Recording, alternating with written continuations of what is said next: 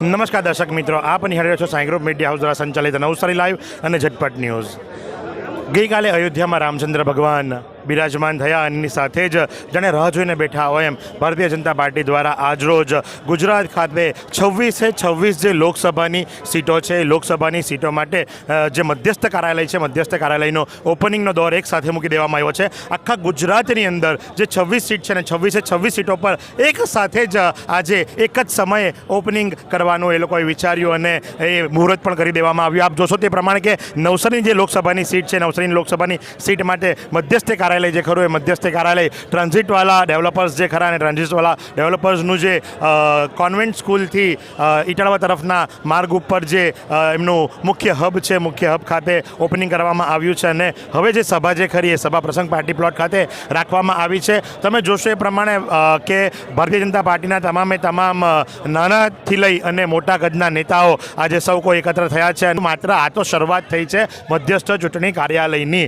અને આજે ઓપનિંગ થયું છે। માત્ર હજુ તો ડેટ પડી નથી ક્યારે ઇલેક્શન થશે, 26 સીટો પરથી કોને મુરતિયા તરીકે ઉતારવામાં આવશે એ પણ નક્કી નથી થયું। પણ તે પહેલાં તમે જોશો તો ભારતીય જનતા પાર્ટી જે ખરી એ આજથી જ કાર્યાલયો શરૂ કરી દીધા છે। એટલું જ નહીં, જો વાત કરવામાં આવે તો જે 26 લોકસભા છે એમાંથી 25મા નંબરની લોકસભાની સીટ એટલે કે નવસારી, અને નવસારીની જો વાત કરવામાં આવે તો જે સ્થળ ઉપર કાર્યાલયનું આજથી ઓપનિંગ કરવામાં આવ્યું છે હવેના તમામ ખર્ચા જે ખરા એ કયા ઉમેદવારના ખિસ્સામાં જશે એ જોવાનું રહ્યું, કારણ કે ઉમેદવાર નક્કી નથી થયા, ઇલેક્શનની ડેટ નક્કી નથી થઈ અને તે પહેલાં આજે એક સાથે 26 જગ્યાઓ ઉપર કાર્યાલય ખોલી દેવામાં આવ્યા છે।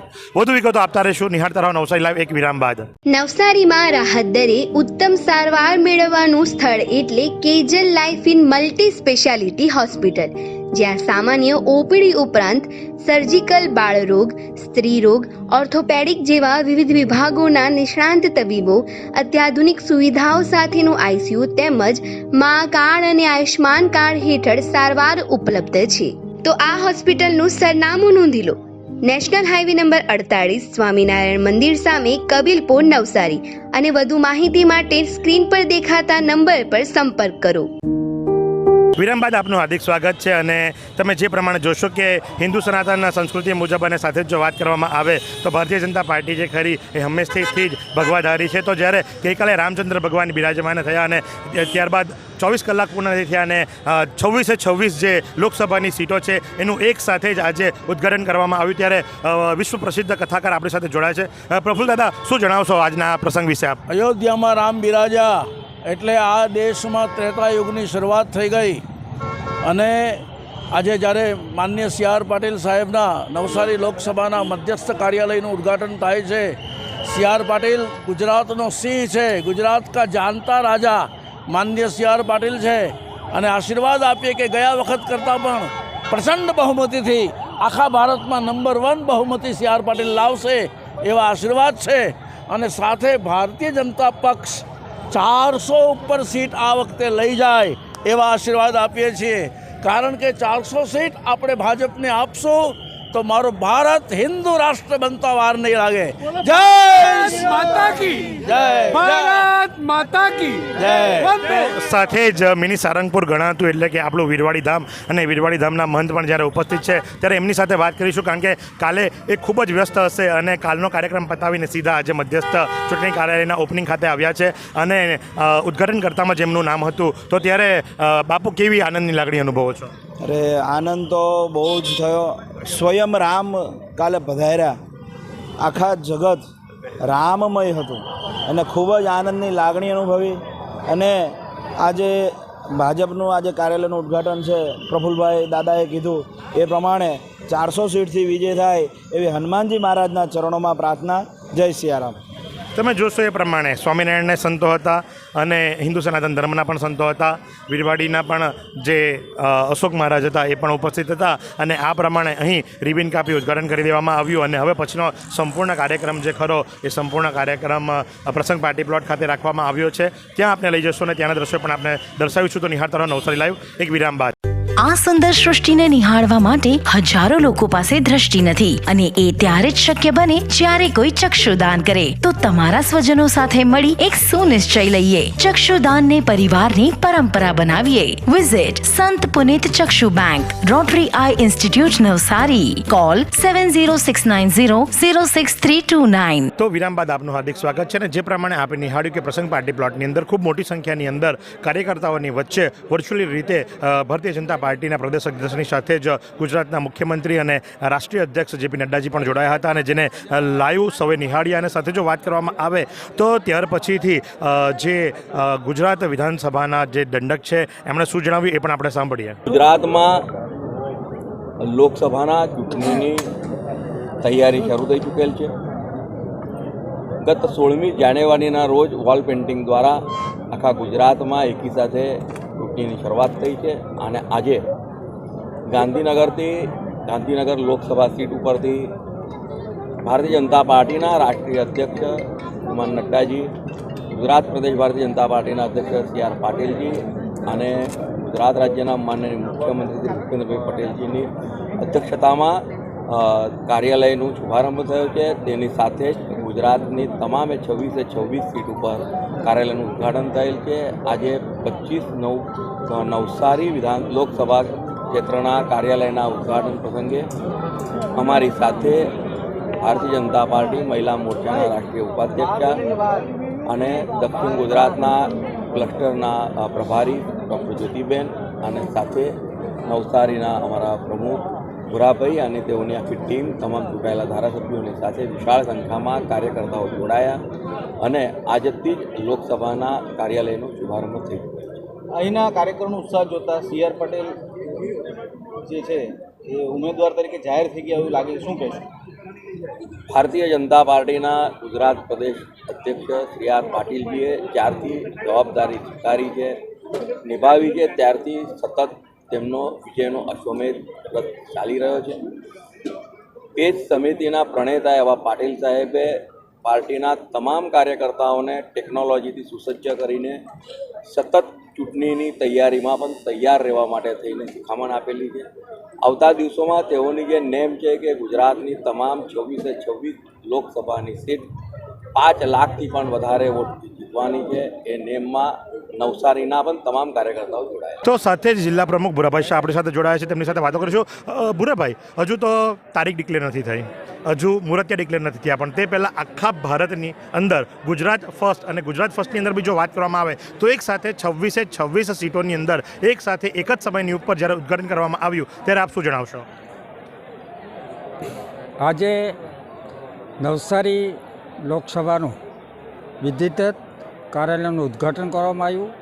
એની અંદર અમારા ગુજરાત વિધાનસભાના મુખ્ય દંડક એવા શ્રી બાલુભાઈ શુક્લા અને અમે રાષ્ટ્રીય મહિલા મોરચાના ઉપાધ્યક્ષ અને ક્લસ્ટરના પ્રભારી એવા શ્રી જ્યોતિબેન પંડ્યાના હસ્તે અમારા નવસારી લોકસભાના 6 ધારાસભ્યની હાજરીમાં આજે આ કાર્યાલયનો શુભારંભ કરવામાં આવ્યો.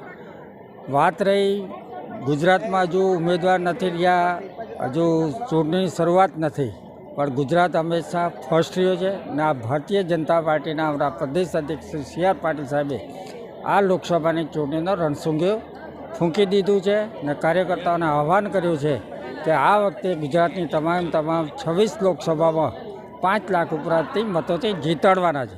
ગઈ વખતે અમારા પ્રદેશ અધ્યક્ષ શ્રી સી આર પાટીલ સાહેબ જે નવસારી લોકસભાના સાંસદ છે એમને 6,89,000 ઉપરાંત મતોથી જીતાડ્યા હતા. આ વખતે અમારે પાર્ટીના કાર્યકર્તાઓને સંકલ્પ લીધો છે કે આ વખતે એના કરતાં બી વધારે લીડથી અમારા જે કંઈ પાર્ટી અમને ઉમેદવાર આપશે, અમારા પાર્ટીના જે કાર્યકર્તા હશે એને આખા ઇન્ડિયામાં પહેલો નંબર કેવી રીતે મળે એ રીતના પાર્ટીના કાર્યકર્તાઓ સંકલ્પ લીધો છે અને ગઈ વખત કરતાં પણ આ વખતે વધારે લીડથી અમારા ઉમેદવાર જીતશે એવા અમને અમારા કાર્યકર્તાઓ પર અને લોકો પર ખૂબ ખૂબ ભરોસો છે. અને ગઈકાલે જે અયોધ્યાની અંદર ભગવાન રામને મંદિરની અમારા વડાપ્રધાન શ્રી નરેન્દ્રભાઈ મોદીના કરકમળો દ્વારા જે પ્રતિષ્ઠા પણ કરવામાં આવી એના દરેક લોકો એ ક્ષણના સાક્ષી બન્યા, પોતાનું સૌભાગ્ય માની રહ્યા છે. એના માટે બી લોકો ખૂબ ખૂબ શુભેચ્છાઓ આપી છે અને આ વખતની ચૂંટણીમાં ભારતીય જનતા પાર્ટી જબરદસ્ત વિજય મળશે એવું અમને ખાતરી છે. અમારા પાર્ટીનું કાર્યાલય ફક્ત કાર્યાલય નથી, અમારા કાર્યકર્તાઓ માટે એક મંદિર સમાન છે. એ કાર્યાલયની અંદર બેસીને આગામી ચૂંટણીની રણસુંજી એની કાર્યાલયની વ્યવસ્થા કેવી રીતે ચૂંટણી લડવાની એનું માઇક્રો પ્લાનિંગ મેનેજમેન્ટ એ બધી કામગીરી અમારે આ કાર્યાલયમાં થશે અને અમારા કાર્યકર્તાઓ એમાં ઉત્સાહભેર ભાગ લઈ રહ્યા છે. તમે જોયું એ મુજબ કે જ્યારે વાતો કરવામાં આવી છે કે ભલે હજુ ડેટ નથી ડિક્લેર થઈ, ભલે હજુ કેન્ડિડેટ ડિક્લેર નથી થયા, પણ ગુજરાત હંમેશા ફર્સ્ટ રહ્યું છે અને ફર્સ્ટ રહેશે જ. અને જે સંદર્ભની અંદર તમે જોશો તો અત્યારથી જ કાર્યાલયનું ઉદ્ઘાટન કરી દેવામાં આવ્યું છે. તો ત્યારે ફરી એકવાર આપણી સાથે જોડાયા છે ભૂતપૂર્વ મંત્રી નરેશભાઈ, અને નરેશભાઈની સાથે વાત કરીશું. નરેશભાઈ, આપે સંબોધન તો કર્યું સભાને, પણ સાથે જ જો વાત કરીએ તો જ્યારે આખા ગુજરાતની અંદર એક સાથે 26 લોકસભાની સીટોનું એક જ સાથે ઉદ્ઘાટન કરવામાં આવ્યું અને આજથી કાર્યાલયનો શુભારંભ થઈ ચૂક્યો છે, તો હવે એ કાર્યાલયની અંદર કોણ જોવા મળશે અને કઈ રીતેની કામગીરી કરવામાં આવશે? ગુજરાત સંગઠનની દ્રષ્ટિએ કે પછી સરકારની વાત કરું તો પૂરા ભારતમાં એક અનેકું રાજ્ય છે. સંગઠન પણ એક અલગ પ્રકારની એની ઓળખ છે. ત્યારે આજે રાષ્ટ્રીય અધ્યક્ષના વરદ હસ્તે એમની હાજરીમાં પ્રદેશ અધ્યક્ષ અમારા પાટીલ સાહેબ, માન્ય મુખ્યમંત્રી શ્રી, જ્યારે એ લોકોની હાજરીમાં 26 કાર્યાલય મધ્યસ્થ કાર્યાલયનું ઓપનિંગ થયું છે, એ જ બતાવે છે કે ગુજરાતનું શું સંગઠન છે. અને આવનારા દિવસોમાં જે હેર્ડિક બનાવવાનો જે કાર્યકર્તાઓના ટાર્ગેટ છે એ 100% પરિપૂર્ણ થશે. આપના વિસ્તારની જો વાત કરવામાં આવે તો એક MLA જે ખરા એ સતત તમારા માટે એક માથાનો દર્દ કહી શકાય, દુખાવો કહી શકાય. આપના વિસ્તારમાં આપ કઈ રીતે પ્લસ લાવશો? કારણ કે વાતો ચાલી રહી છે પ્લસ લાવવાની. આપણે તો અત્યાર સુધી રેકોર્ડ કર્યો જ છે અને આ વખતે 10 લાખથી વધારે મતોની જ્યારે વાતો ચાલી રહી છે, તો તમારા વિસ્તાર વિશે તમે શું જણાવશો? અત્યાર સુધીમાં વલસાડ લોકસભા પણ આપણે જીતતા આવ્યા છીએ અને વલસાડ લોકસભાની અંદર આવતો મત વિસ્તાર વાંસદા એ હંમેશા પ્લસ થયો છે.